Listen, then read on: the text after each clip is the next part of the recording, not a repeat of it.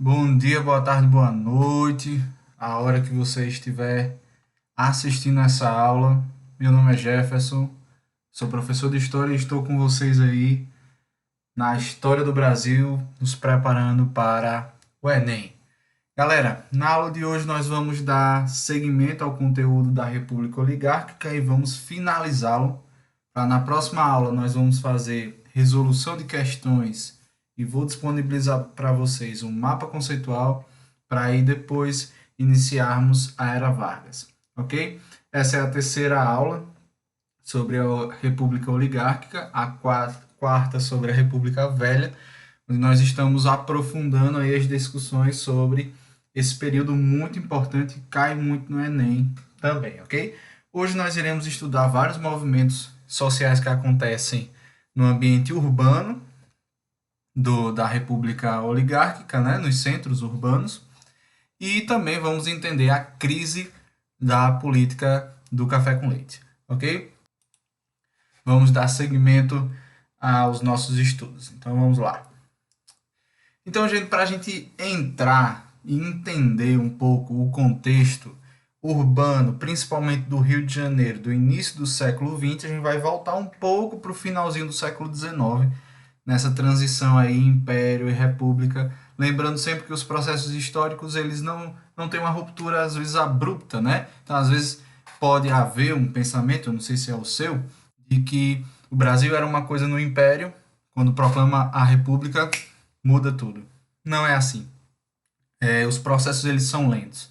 Então, muitos dos problemas que acontecem no Rio de Janeiro no início da República são problemas que já existiam no final do Império. Então, eu vou trazer para vocês alguns trechos de revistas, de jornais, de livros, no finzinho do 19, para a gente entender o problema da cidade do Rio de Janeiro no início do século XX.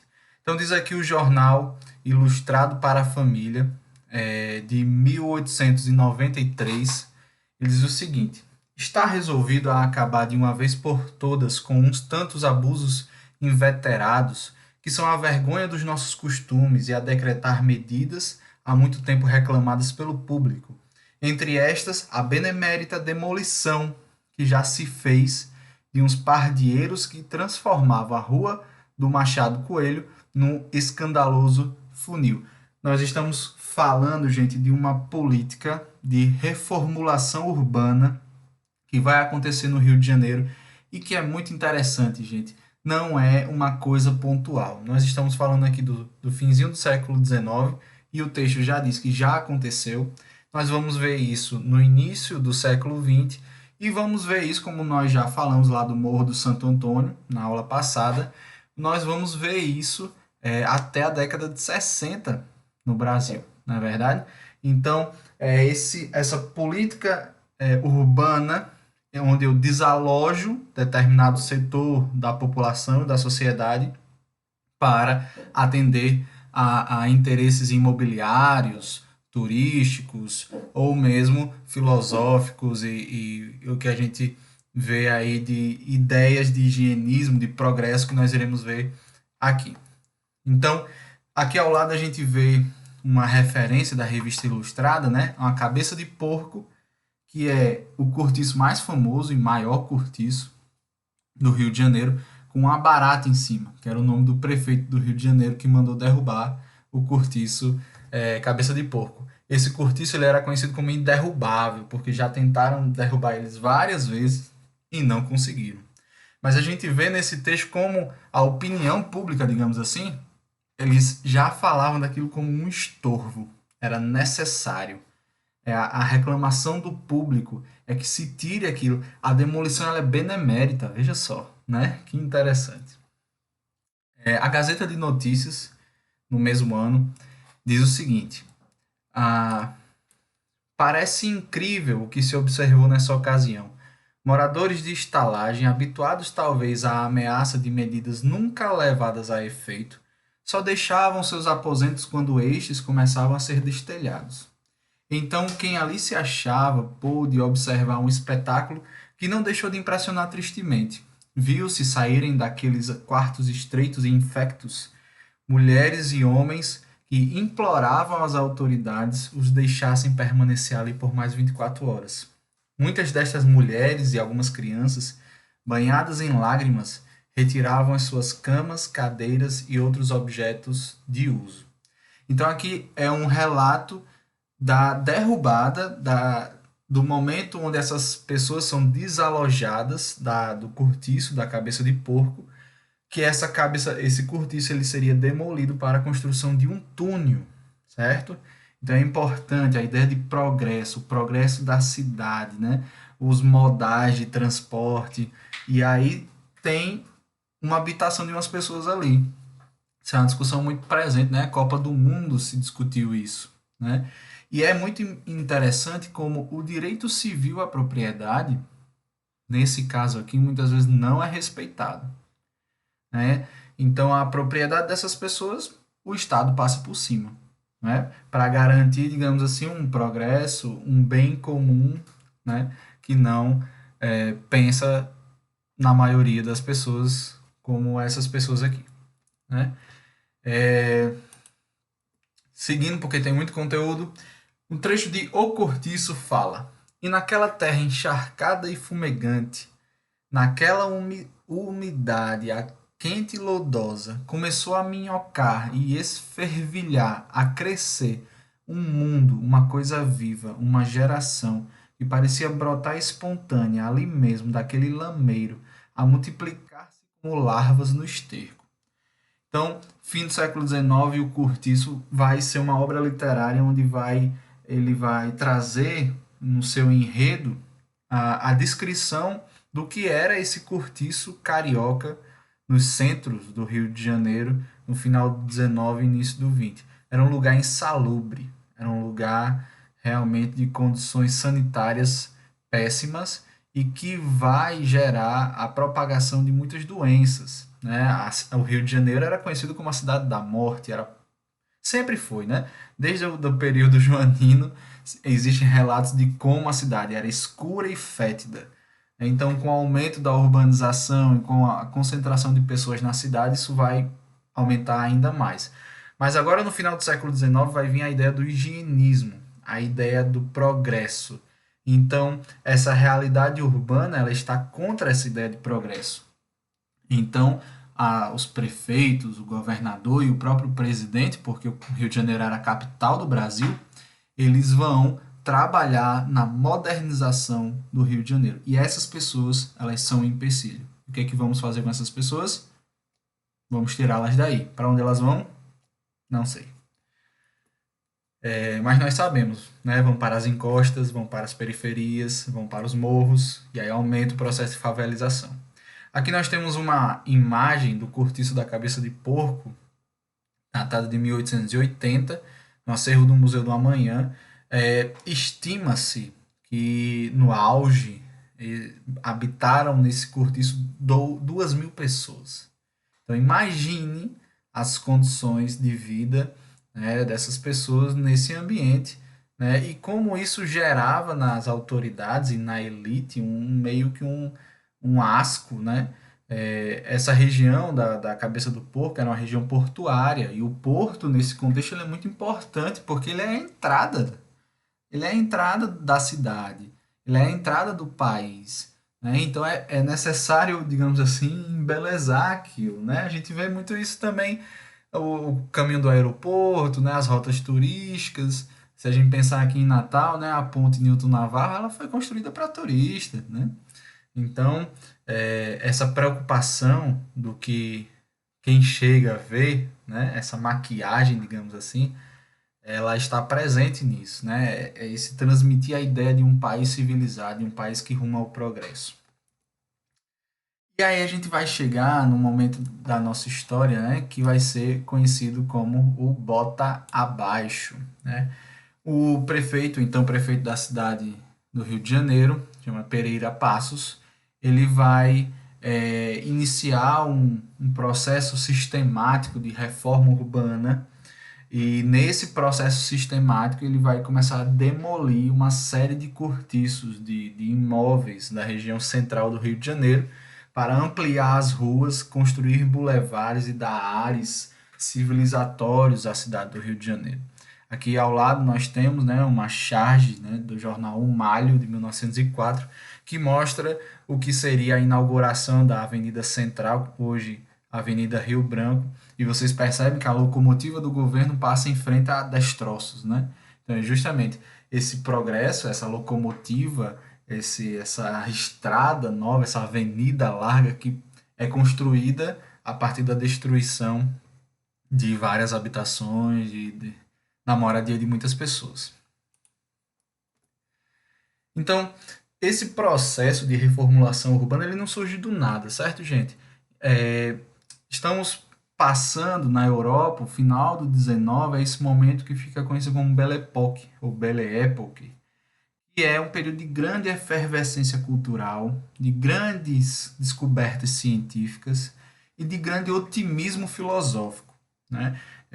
As descobertas científicas, como a luz elétrica, o motor a combustão interna, os modelos atômicos, o avião, entre outras várias, geram no homem europeu do fim do 19 o positivismo, a ideia de progresso, de civilização, e essas ideias de progresso e civilização elas vão ser exportadas para outros países e, obviamente, o Brasil sempre, né, vai pegar essas ideias e vai dizer: não, nós também queremos ser civilizados. E queremos ser civilizados igual à França. Então, havia um urbanista, né, francês chamado de Haussmann, e aí o Pereira Passos ele vai ser associado, né, a esse Haussmann, e chamado de Haussmann tropical, porque ele vai pegar essa ideia dos boulevards, até o nome boulevard francês, né? Então os boulevards franceses, né, aquelas construções, a iluminação elétrica, o bonde, né? Todos esses símbolos de civilização, todos esses elementos simbólicos da civilização vão ser importados para o Brasil e aí existe uma preocupação muito grande de implantá-los aqui, justamente para que a civilização também se consolide aqui, né, nos trópicos. Então, a política de reformulação urbana do Pereira Passos é a ideia da capital da República, né? Então, é um modelo. E aí a gente vê muito bem aplicada a ideia de ordem e progresso. Uma ordem do espaço, um ordenamento espacial, né? Que não pensa no social, mas que é em vista do progresso. Veja como esse discurso do progresso ele legitima a, o atropelo das pessoas, né? Então, em nome do progresso, a gente vai derrubar as casas das pessoas, é pelo bem de todos. Quem são esses todos, né? Percebam os conceitos de cidadania aqui, né? Às vezes a gente pensa, ah, não, a República ela melhorou, né? Quando a gente discutiu lá a cidadania no primeiro reinado, né? A gente falou de direitos civis, políticos. A gente vê aqui que o direito civil está sendo violado, propriedade violado aqui, certo? Mas tudo isso em nome do progresso. Higienismo e civilização, a gente já falou um pouco disso, né? Na aula também do final do segundo reinado, a gente vê essa ideia de higienismo. Essa ideia de higienismo ela vai estar na formação do espaço da cidade, das escolas, das práticas, da valorização da medicina, né? Então, dos enterramentos, os cemitérios. Então, o higienismo é uma ideia que vai vir associada com a civilização. E essas ideias elas vão ser aplicadas tanto no plano filosófico quanto no plano espacial do ordenamento da cidade, certo? Como no plano cultural, né? Em todos esses planos, essa ideia de civilização ela vai ser muito forte, essa ideia de progresso vai ser muito forte, ok? Vemos aí o bota abaixo. Basicamente, as pessoas foram intimadas a deixar suas residências. Se elas não deixassem, como a gente viu lá no relato do jornal A Gazeta, o governo ia lá tirar, e estima-se que 1.600 imóveis foram derrubados. E todo esse contingente populacional ele foi indenizado? Ele foi realocado? Não. Alguns casos, existe uma documentação de pessoas que receberam propostas de irem para o interior do estado, mas não era viável, não havia nenhum tipo de infraestrutura nesses locais. Então, essas pessoas, para permanecerem na região da cidade, foram para regiões periféricas ou para a encosta dos morros, que aí é o processo de favelização, e surge o que alguns consideram ser a primeira favela, que é o Morro da Providência. Essas regiões de subúrbio, de morros e de encostas são regiões insalubres, né? Então vai haver uma necessidade de desmatar aquela região, não existe esgoto, não existe rua, não existe, né? Então, se hoje existem condições precárias de habitação no Brasil, a questão do acesso a saneamento básico é um elemento muito interessante, né? Quantas pessoas têm acesso a saneamento básico no Brasil, né? Então, imagine nesse período. Então, essa ocupação marginalizada, né, e feita sem nenhum amparo do poder público, ela vai gerar um grande problema, que vai ser a relação do homem com insetos, com animais transmissores de doenças, né? Mas essa ideia de progresso, de civilização, vai dar à cidade do Rio de Janeiro uma mudança de status, ao menos internacional, que o Rio de Janeiro vai deixar de ser a cidade da morte e vai passar a ser a cidade maravilhosa. Em 1934 a gente vai ver surgir, né, aquele samba Cidade Maravilhosa, né? Então, esse conceito, né, que vai se gerar do Rio de Janeiro, ele é um conceito construído, como todos, né? E surge nesse momento de associar o Rio de Janeiro ao progresso. Algumas referências na literatura, que é sempre importante. Nós temos o livro de Lima Barreto, que foi publicado, né, de maneira póstuma em 1922, Os Brusundangas. É uma distopia falando de um país chamado Estados Unidos de Brusundanga, é, e aí ele faz uma série de críticas à política brasileira daquele período, e ele cita inclusive a cidade. Existe a cidade dos europeus, né? A cidade para os outros verem, e existe a cidade dos índios. E aí o índio é o nativo, o índio é o povo, o índio é o verdadeiro brasileiro nesse momento, né? Hoje nem tanto, né? Porque tem gente aí dizendo que não gosta de índio. Então, é uma crítica, né? É uma distopia do Lima Barreto. E o Cortiço, como nós já citamos, é uma obra do Aloysio Azevedo, onde traz no seu enredo a descrição desse ambiente que é o Cortiço, no centro da cidade do Rio de Janeiro.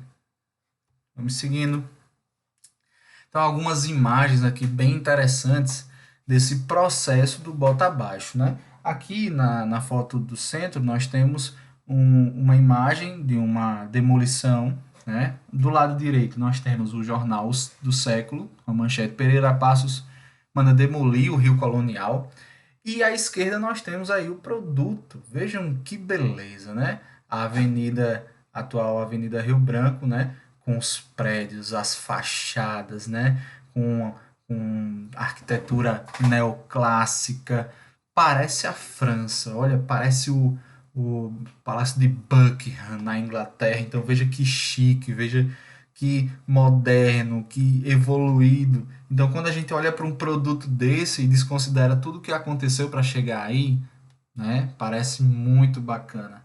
Mas quando a gente sabe que muitas pessoas tiveram que ser desalojadas, né, e que gerou um grande problema depois, a gente se questiona: será mesmo? Né? Será que foi a melhor forma de se fazer? Né? E aí chegamos à primeira revolta, digamos assim, urbana. Porque todo esse processo de reformulação urbana vai gerar, como eu falei logo no finzinho, um problema do contato das populações com animais, né? Então, mosquitos, lugares insalubres, infestação de ratos.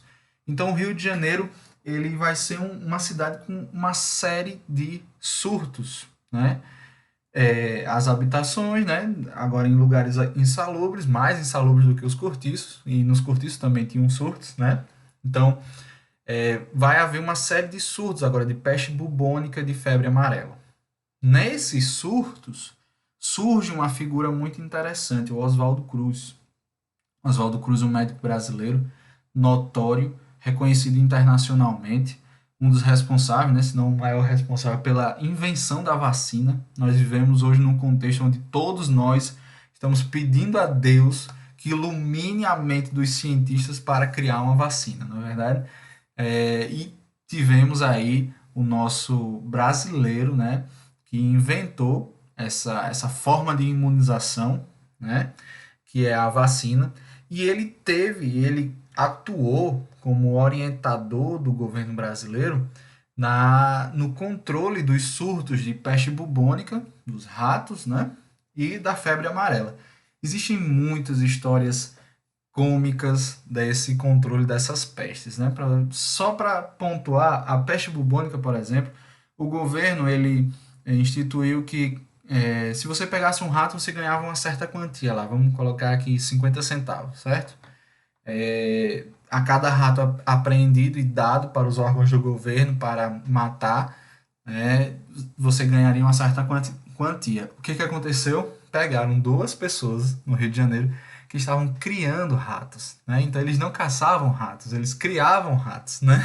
Então a peste bubônica ela é causada, né, pela pulga do rato, e aí houve um grande surto no Rio de Janeiro e as políticas levadas pelo Oswaldo Cruz conseguiram controlar esse surto.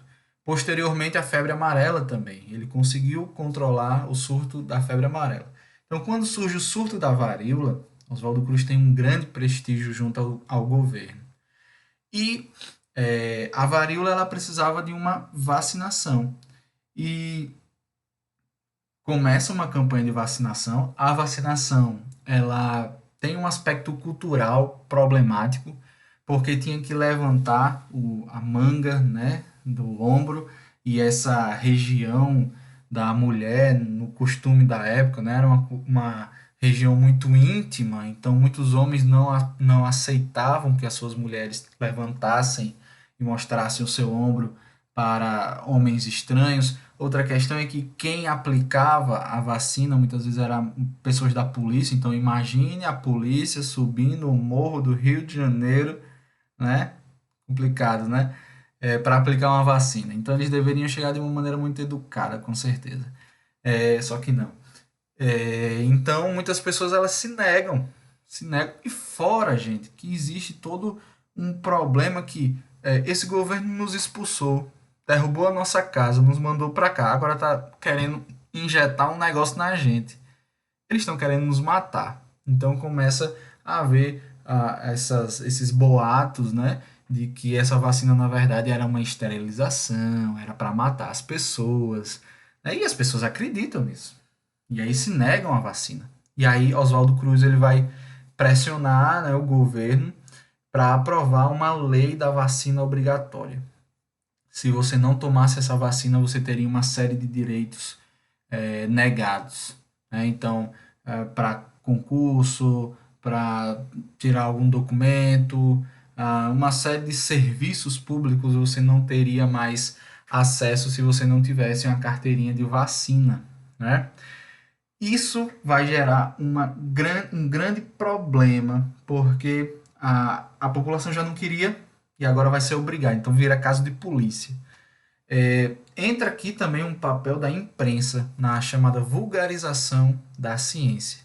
Vulgarização é um termo que se pega, né, da França novamente, e a vulgarização seria a popularização, né, a tradução do conhecimento científico para a população. E a gente vai ver o papel da imprensa dentro desse entendimento que a população vai tendo dessa vacina. Nós iremos ver algumas charges, né?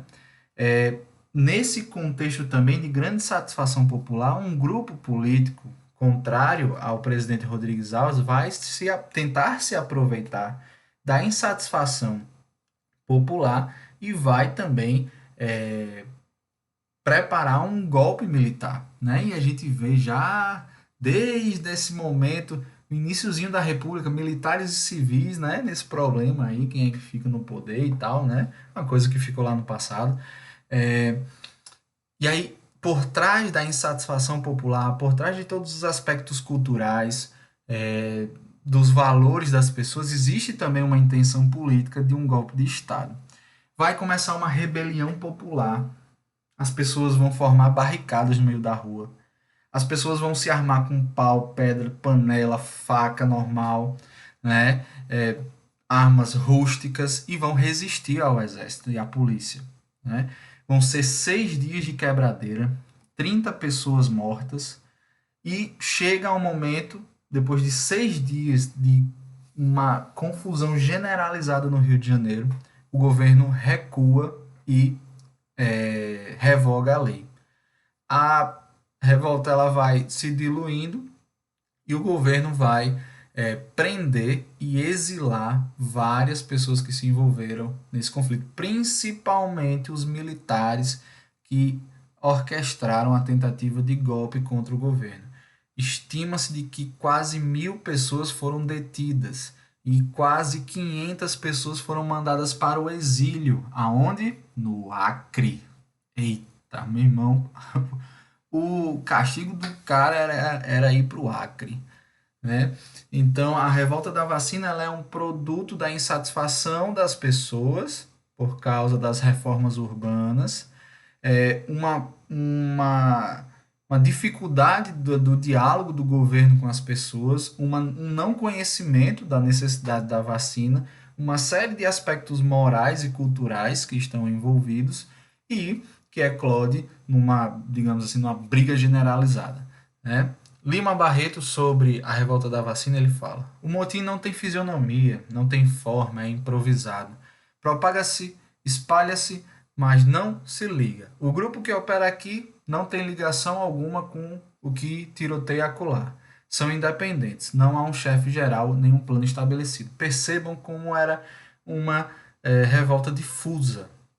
Eles estavam contra tudo, né? Eles derrubaram o bonde, destruíam fachada de prédios, e aí foram chamados pela mídia de arruaceiros, de baderneiros, de vagabundos, de comunistas, ou, né? Dessas coisas todas.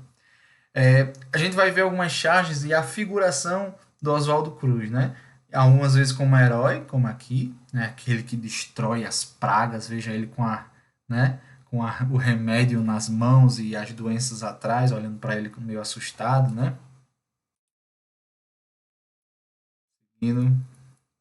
Nós temos aqui Lima Barreto, não, Oswaldo Cruz e a varíola disputando uma pessoa, né? Então quem vai vencer? Será que é a varíola ou Oswaldo Cruz? Percebam o papel da imprensa, né?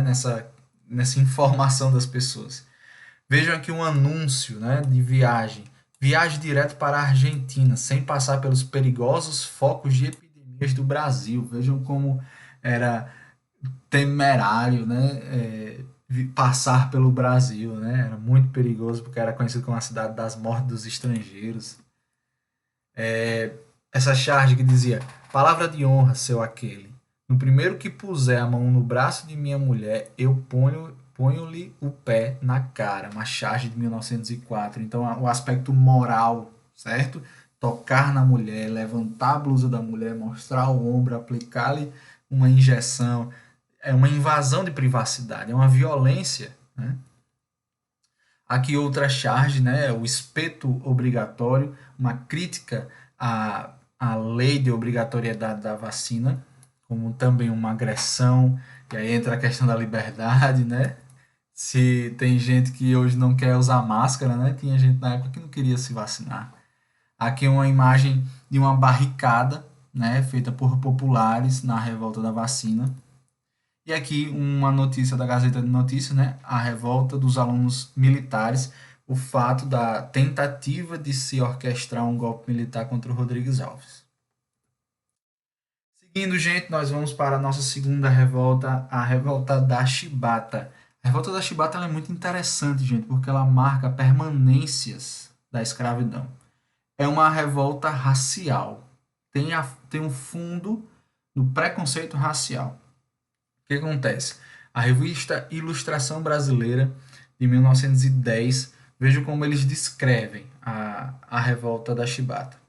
Pouco importa que as causas indicadas agora fossem justas, fossem reclamações contra castigos bárbaros e ilegais, fosse o excesso de trabalho ou a má qualidade de alimentação, fosse qual fosse a justiça de suas reclamações, eles não deviam esquecer que, humilhando as mais altas autoridades do país, forçando-as a capitular diante da força bruta e terrível, colocavam o nome do Brasil do país inteiro à mercê de comentários desagradáveis. É isso que os espíritos mais ciosos pelo brio nacional não podem perdoar aos marinheiros.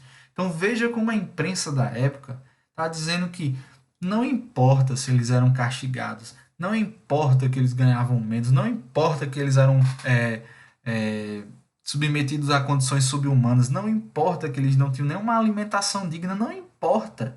O que eles fizeram, envergonhando as elites diante da opinião pública internacional, não se faz. E é por isso que eles precisam ser punidos. A imprensa da época, como várias vezes a gente vai ver que os movimentos populares, os movimentos sociais no Brasil, eles são taxados, eles são estereotipados, é coisa de vagabundo para a gente trazer para a nossa linguagem atual, é coisa de vagabundo, protesto, né? Está sempre presente. A revolta da Chibata, como eu falei, tem um caráter étnico, é um caráter racial. Aqui nessa imagem nós temos o João Cândido, né? Aqui o mais alto, que era considerado o líder da revolta, que a gente vai conhecer um pouquinho mais dele. Vamos entender o que, que acontece, gente. As condições dos pretos e pardos na Marinha eram uma condição inferior aos dos oficiais. Preto e pardo não podia ascender a cargos de oficialato, certo? Nós estamos aí também num contexto muito próximo à abolição da escravidão, então muitos dos oficiais militares eles eram senhores escravocratas, certo? Então essa relação de submissão dentro de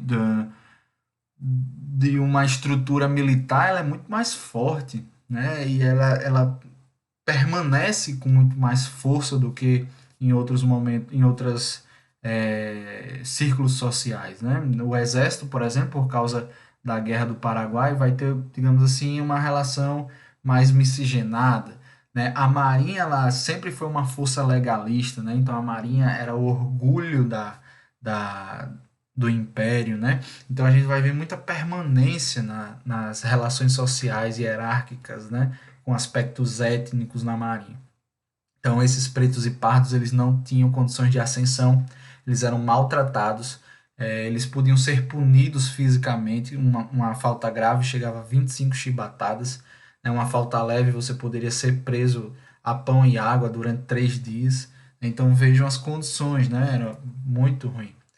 É, o então Barão de Rio Branco, ele diz o seguinte: para o recrutamento de fuzileiros navais e homens alistados, trazemos a bordo a escória de nossos centros urbanos, o subproletariado mais inútil, sem preparação de qualquer tipo.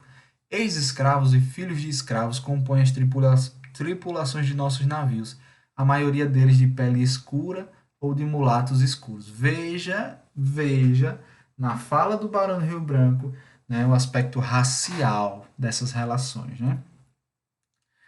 Contudo, a Marinha passa por um processo de modernização. O governo federal, né, da República vai comprar 2 embarcações das mais novas que a Inglaterra na época vai lançar, né, navios de guerra, né, os encouraçados, vai chamar um encouraçado Minas Gerais e um encouraçado São Paulo.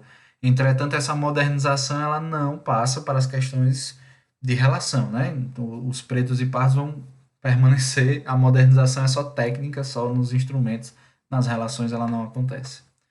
Os castigos físicos, eles permanecem, né, como eu já falei, até 25 chibatadas em faltas graves. Contudo, um marinheiro, um marujo, preto, né, ele é pego com 2 garrafas de cachaça. E aí o superior, o comandante do encouraçado Minas Gerais, é o Antônio Neves, se eu não me engano, o nome dele, ele vai castigar esse marujo a 250 chibatadas, ou seja, a morte. Né? Então, um preto sendo chicoteado por um branco é escravista.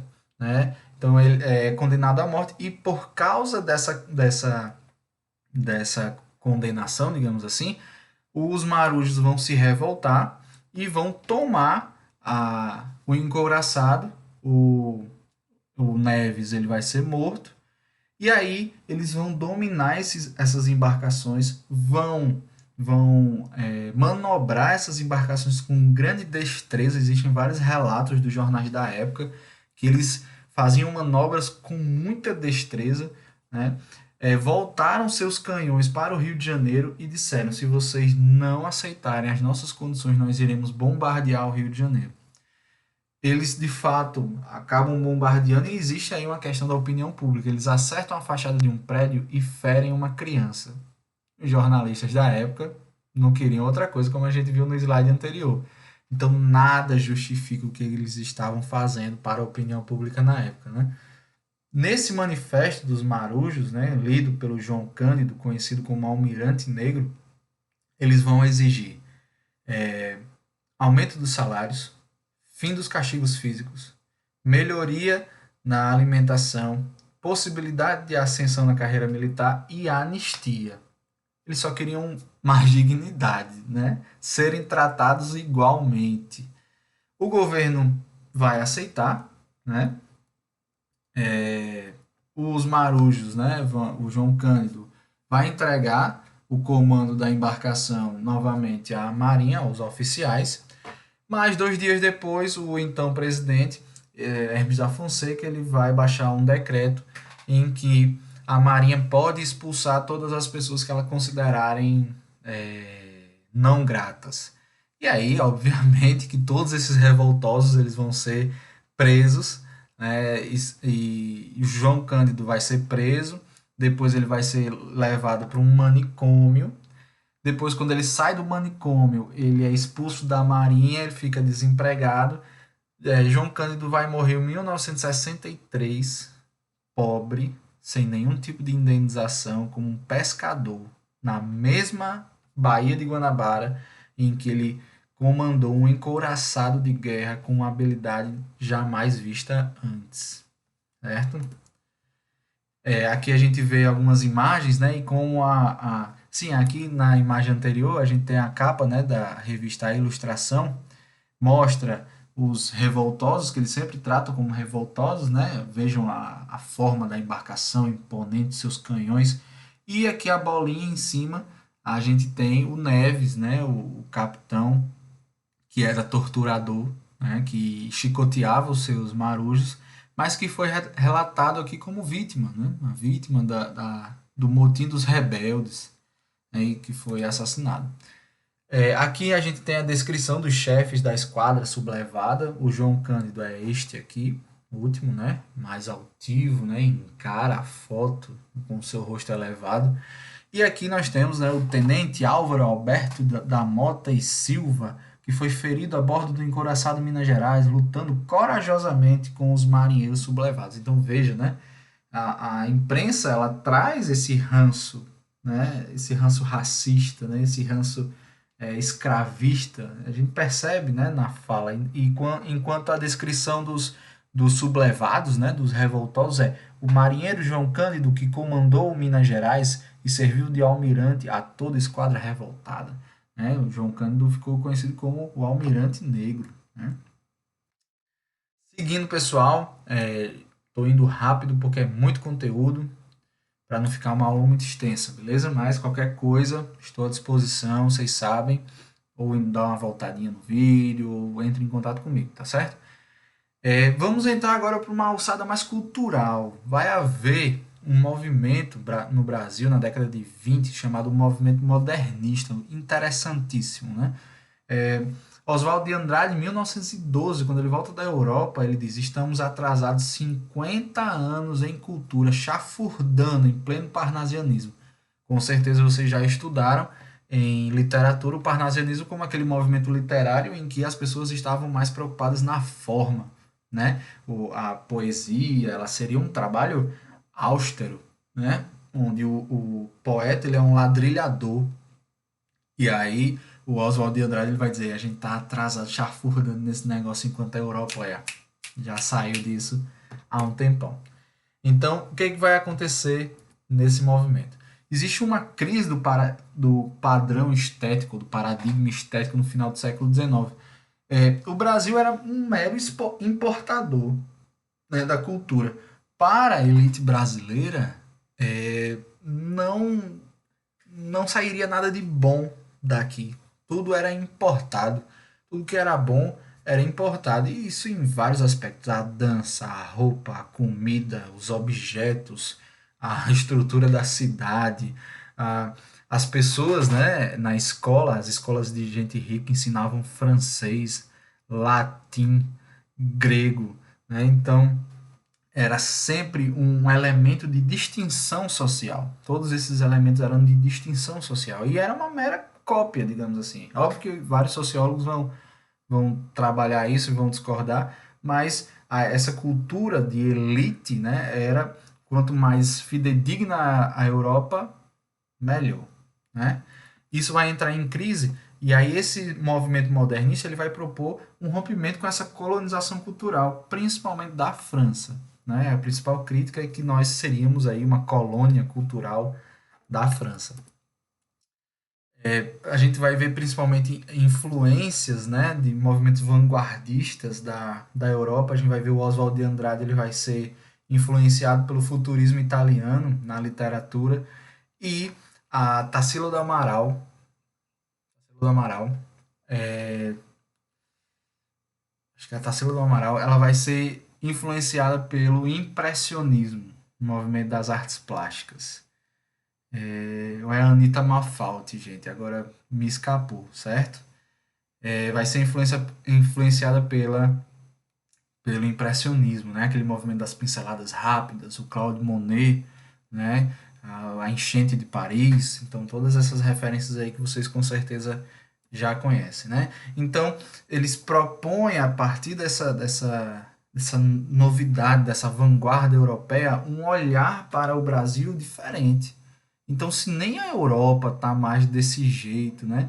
Com essa cultura elitista, formal, da forma perfeita, né? O parnasianismo na questão da literatura, uma arte barroca ou renascentista, né? Nas artes plásticas, o superrealismo, a perfeição, as proporções, né?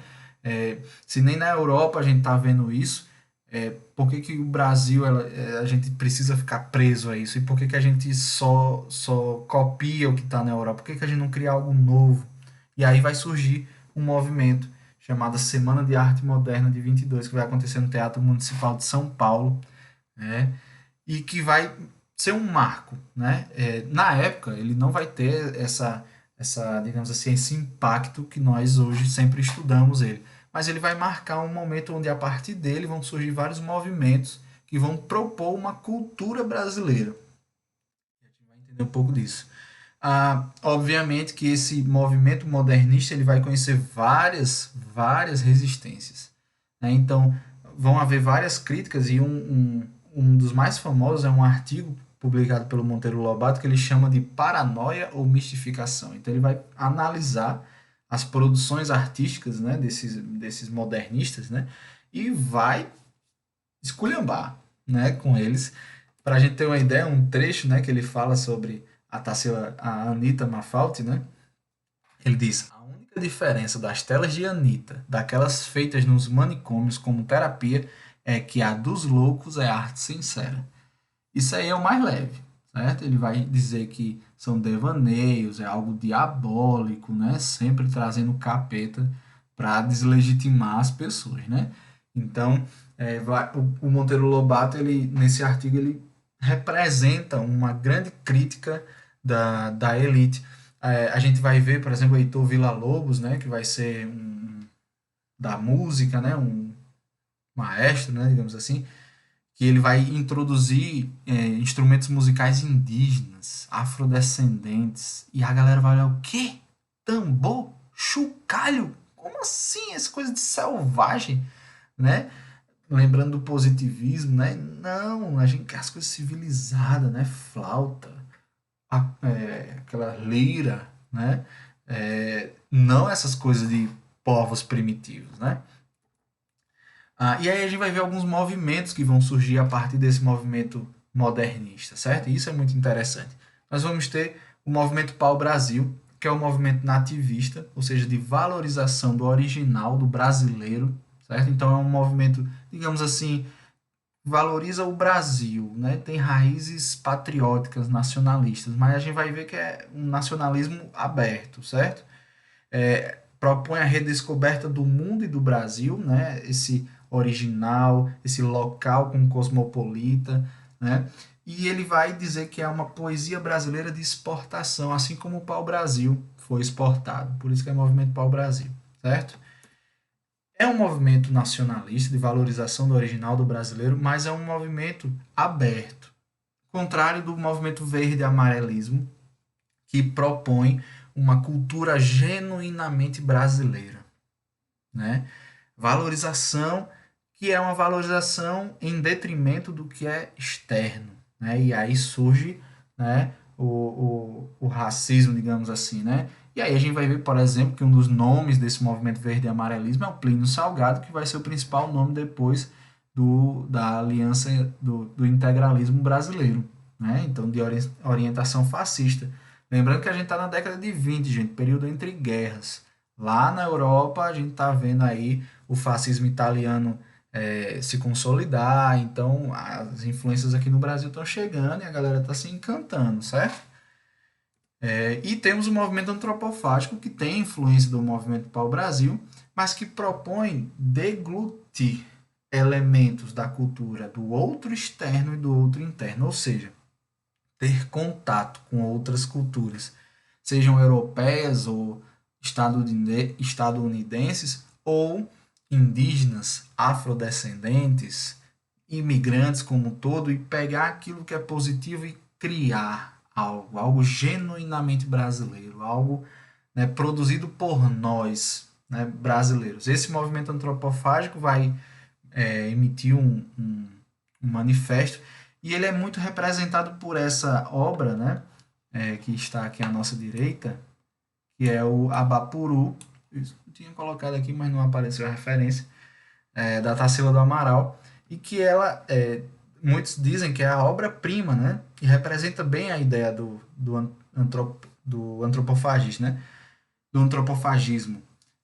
Abapuru significa comedor de homem, lembrando do ritual antropofágico dos indígenas que habitaram a região do Brasil aqui, né, principalmente Tupinambás e tal, que se alimentavam da carne dos seus inimigos para absorver aquilo que eles consideravam virtude. Então, o movimento antropofágico quer consumir a cultura e assimilar o que é virtude. E existem várias interpretações aqui para essa obra, né? Cabeça pequena, então uma crítica ao intelectualismo exagerado, né, dessa cultura de elite, o pé no chão e grande, que é a valorização das pessoas comuns, das pessoas trabalhadoras, o sol e o cacto referente ao Nordeste, ao homem do campo, né? Então, é uma referência ao povo, a pessoa comum, né, dentro da produção da Tarsila do Amaral. Seguindo, gente, aqui, ó. 1928, Abapuru, Tarsila do Amaral. Isso mesmo. Vamos para o tenentismo, gente.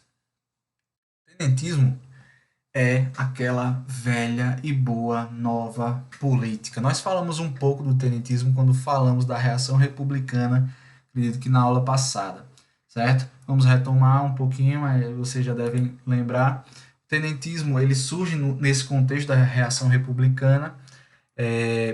O Nilo Peçanha não é eleito, o Arthur Bernardes vai ser eleito, e justamente a grande crítica dos tenentistas, que era o sistema político viciado, eles vão aumentar ainda mais, aí vai ter a revolta do 18 do Forte. Logo após, o Arthur Bernardes manda fechar o clube militar e prender o Hermes da Fonseca. Então isso vai gerar uma série de revoltas tenentistas. Mas quem eram esses tenentistas? Os tenentes, eles era um grupo social formado basicamente por jovens, né, de baixa ou média patente do exército, classe média urbana. Lembrando, gente, que o exército ele tem uma característica de ascensão social, certo? Vamos lembrar lá um pouquinho da Guerra do Paraguai. Como eu falei anteriormente da Marinha, a Marinha ela é mais elitista.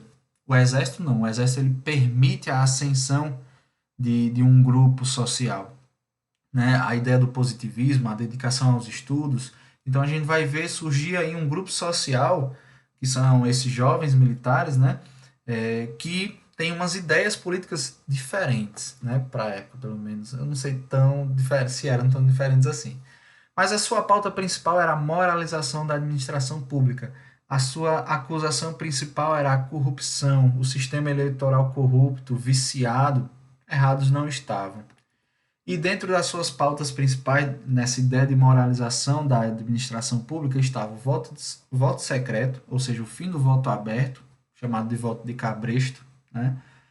A independência do judiciário, lembrando lá da comissão da degola, comissão verificadora, né, que a política do café com leite tinha, um Estado mais forte, mais centralizado, então era uma crítica ao federalismo, certo? Que era uma característica que permitia aí a política dos governadores, o coronelismo, né? Tudo isso. E a reforma da educação, eles propunham uma educação pública e a ampliação do ensino secundário para toda a população. Nesse momento, apenas o ensino primário era garantido por lei. Certo? O ensino secundário era um privilégio das elites. E aí a gente vai ver uma série de revoltas, como a Revolta 18 do Forte, de 22, que a gente citou, né, na Reação Republicana, a Revolução Paulista e a Comuna de Manaus, que são sublevações que vão acontecer em São Paulo e Manaus, né, que tem essas ideias tenentistas, feito por esse grupo, né, de jovens militares de baixa e média patente, que vão ser debelados, e vamos ter a coluna Prestes. Essa coluna Prestes vai ser um grupo de pessoas, né, que é liderado pelo Carlos Prestes, depois o Miguel Couto, e vão se juntar e vão formar a coluna Prestes-Miguel Couto, que eles vão marchando pelo interior do Brasil, cidade em cidade, tentando propor a ideia política do tenentismo. Vai ser duramente perseguida pelo governo. Vamos lembrar lá do cangaço, Padre Cícero, Armando Virgulino, para lutar contra a coluna, certo? Dentro desse contexto. A coluna ela não vai conseguir obter o seu objetivo, não chega a ameaçar o governo, mas o governo sempre é atento. Eles vão fugir e se exilar, principalmente no Paraguai e na Bolívia.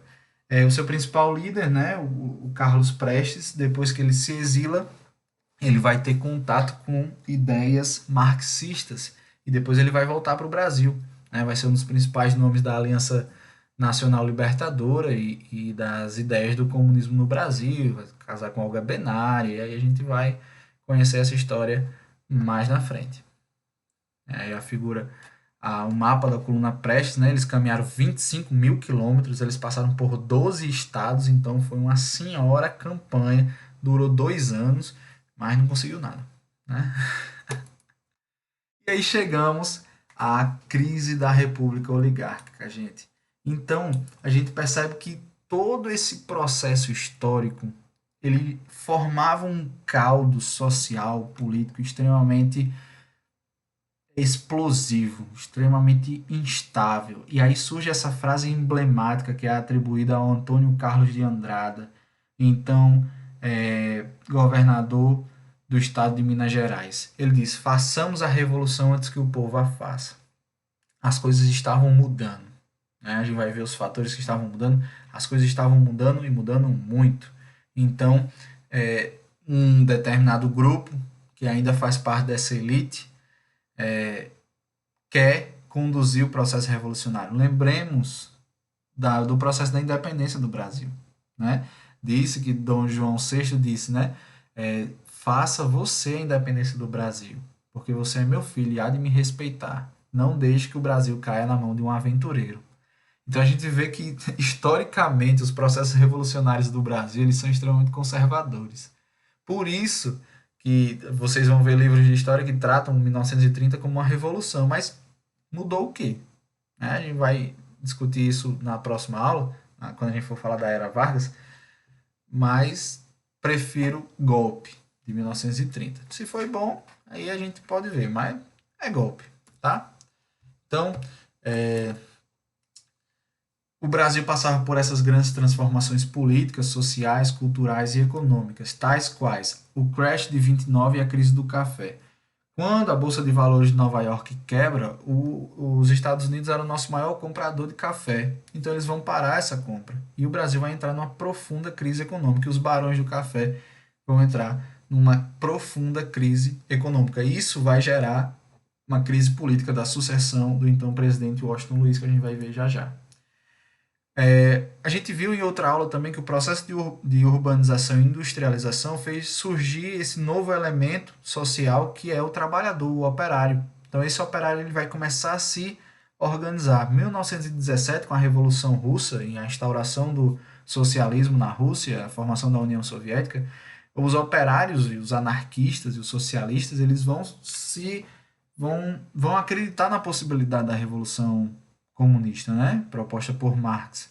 E eles vão começar a se organizar. E aí, em 1922, nós temos a fundação do PCB. O PCB vai ser um partido muito perseguido pelo governo, posto muitas vezes na ilegalidade, os seus líderes presos e condenados ao exílio, a trabalhos forçados, né? Mas a gente vê que o trabalhador da cidade ele se organiza e ele forma um elemento político-social novo no contexto político do Brasil, o que é relevante, o que é importante considerar.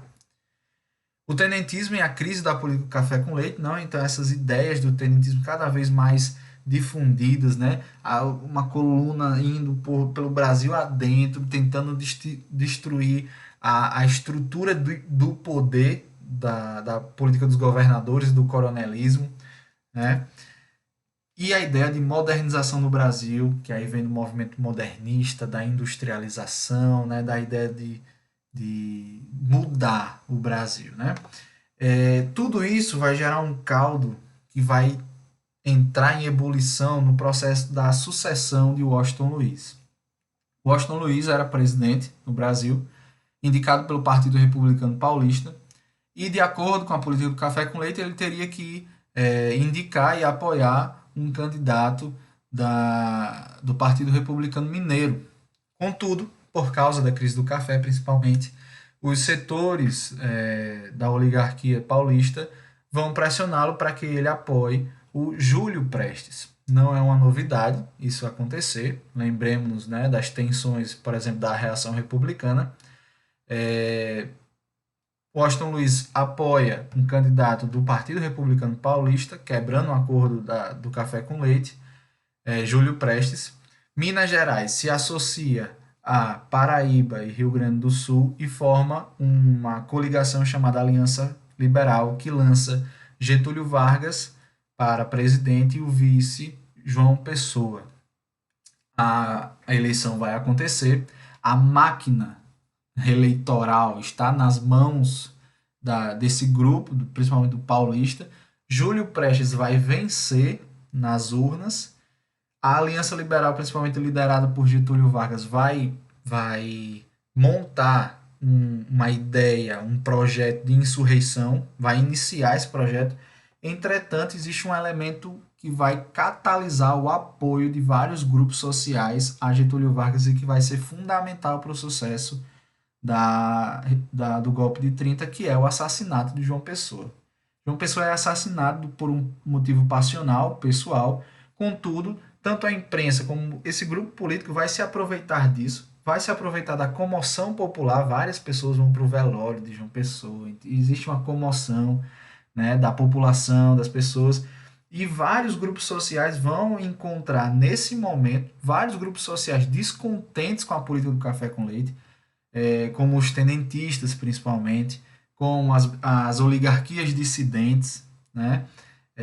Como setores do operariado, né?